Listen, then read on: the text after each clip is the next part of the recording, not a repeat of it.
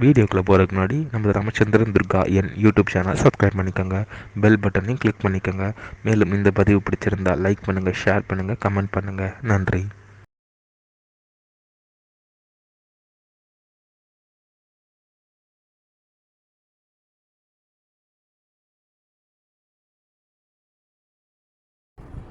ஸ்ரீ குருப்யோ நமः. ஹரி ஓம். ஸ்ரீ மகாகணாதிபதியே நமः. அனைவருக்கும் முதற்கண் கோடான கோடி நமஸ்காரங்கள், வணக்கங்கள், வந்தனங்கள். அனைவருக்கும் அன்பு கலந்த இனிய ஆசீர்வாதங்கள்.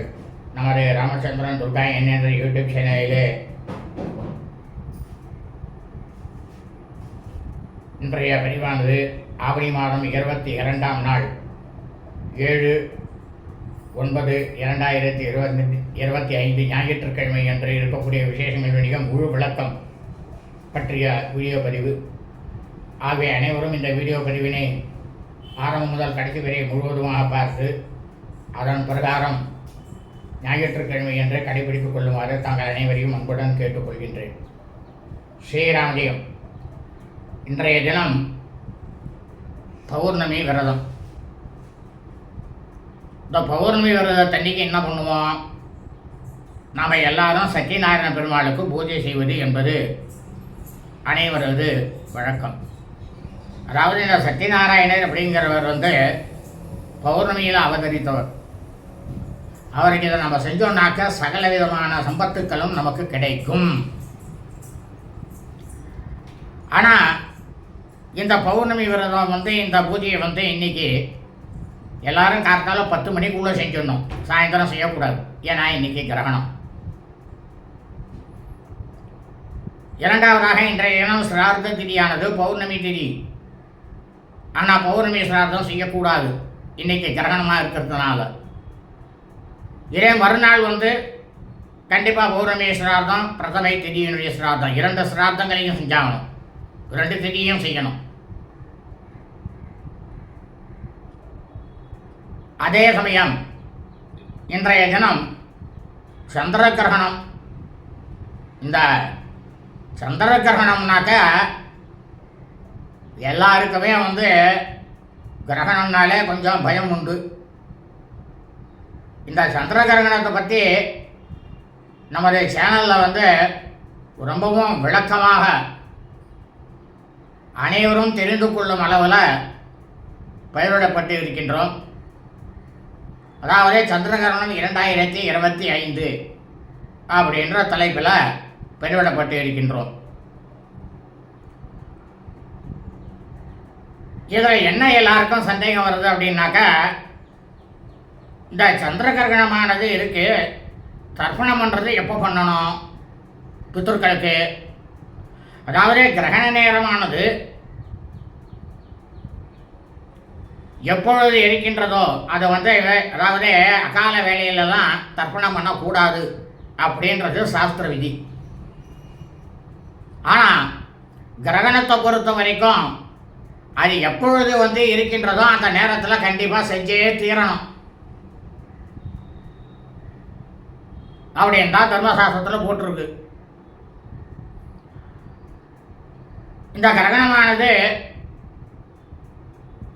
ஆவணி மாதம் 22ஆம் நாள் 7/9/2025 ஞாயிற்றுக்கிழமை அன்றைய தினம் இரவானது 9:57 கிரகணம் ஆரம்பிக்கிறது. இந்த கிரகணமானது ஆரம்பித்து சந்திர கிரகணத்தை பொறுத்த வரையில் மத்தியம காலத்தில் தான் செய்ய வேண்டும் என்று சொல்லப்பட்டுள்ளது. ஒரு சில பேர் சொல்கிறக்கா கிரகணம் முடிஞ்சாவிட்டு தர்ப்பணம் பண்ணணும்ன்ட்டு. அது எதுக்காக சொல்கிறக்கான்னா, தூக்கத்தில் தூங்கிட்டு இருப்போம், நமக்கு தூக்கம் கிடக்கூடாதுன்னு சொல்லிட்டு இப்போ இந்த கலியுகத்தில் அது ஒரு மாற்றுதலாக இவாளாக அதை கொண்டு வந்திருக்கா. ஆனால் அது சாஸ்திரத்தில் கிடையாது, அப்படி செய்ய சொல்லலை.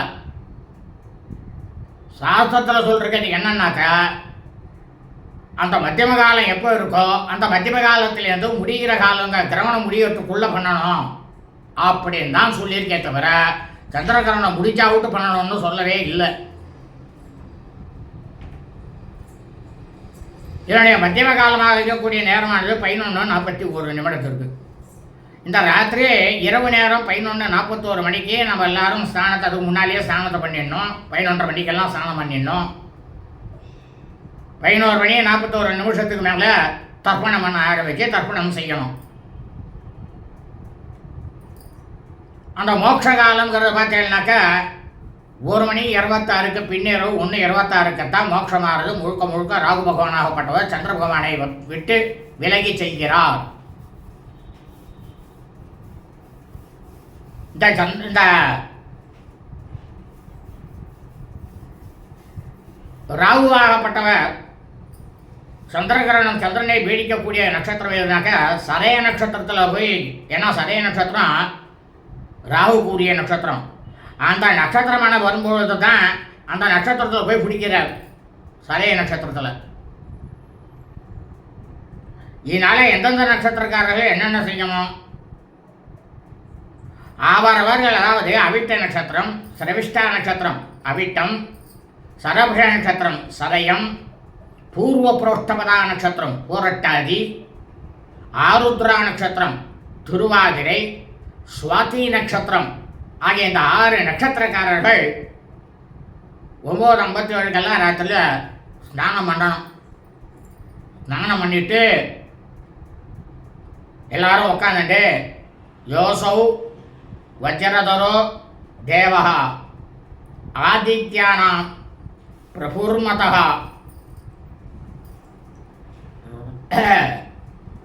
ராகுக்ரஸ்த சகஸ்ரநயனஹ சந்திரகிரகண பீட்டாம் வியபோகது அப்படின்ற அந்த மந்திரத்தை வந்து ஒரு அட்டையில் எழுதி வச்சு நெத்தியில் கட்டிக்கோ. கட்டிட்டு எல்லாரையும் இந்த ஸ்லோகத்தை சொல்லலாம். அப்படி இல்லைனாக்கா ராமா ராமா ராமா ராமா ராமா ராமா ராமா ராமா என்ற ராமநாமத்தை சொல்லிட்டு ஓம் நம சிவாயம் சொல்லலாம். இல்லை அம்பாள் சாட்சாத் லலிதா பரமேஸ்வரியாக இருக்கக்கூடிய ஸ்ரீமாத்ரே நமஹ, ஓம் ஸ்ரீமாத்ரே நமஹ, ஓம் ஸ்ரீமாத்ரே நமஹ அப்படின்னு அதை உட்காந்து சொல்லிட்டு இருக்கலாம். எதுக்கு சொல்கிறதுன்னா, பிராமணாவட்டோட காயத்ரி ஜபம் பண்ணணும். ஒரு வாட்டி நீங்கள் காயத்ரி ஜபம் பண்ணீங்கன்னா பல லட்சத்துக்கு பலனானது உண்டாம் இந்த கிரகணத்தில் மட்டும். அதே மாதிரி எல்லாரும் ராமா ராமா சொன்னேன்னாக்கா, ஒரு ராமா சொன்னேன்னாக்கா 1 லட்சம் வாட்டி சொன்ன பலன். ஓம் நம சிவாயன்னு சொன்னேன்னாக்கா அது 1 லட்சம் சொன்னதுக்கு பலன். ஓம் சக்தி அப்படின்னு சொன்னேன்னாக்கா அதுவும் 1 லட்சத்துக்கு சொன்ன பலன். அதனால ஒரு வாட்டி சொல்லிவிட்டேன் நான் போய் படுத்து தூங்குறேன் அப்படின்னாக்கா அது அவாவா சௌகரியம். இதெல்லாம் சொல்லிட்டு இருக்கணும். உண்மையாகவே நீங்கள் சொல்கிறீங்களா இல்லை நாங்கள் சொல்கிறதுக்காக இந்த பலன்றது சொல்கிறீங்களா அப்படின்ட்டு உங்களுக்கு சந்தேகம் வரும். அந்த சந்தேகம் வேண்டாம். தர்மசாஸ்திரத்திலே சொல்லியிருக்கேன், கிரகண வேலையில் எவ்வளவுக்கு எவ்வளோ பகவானை நம்ம வந்து, ஏன்னா பகவானே வந்து கிடையாதப்போ பகவானுக்கு எல்லாமே கிரகணம். அதை நம்மளுடைய ஹிருதயத்தில் கொண்டு வந்து வைக்கிறதுக்காகத்தான் நாம் வந்து அதை வந்து சொல்கிறோம். இதை தான் தர்மசாஸ்திரம் சொல்கிறது.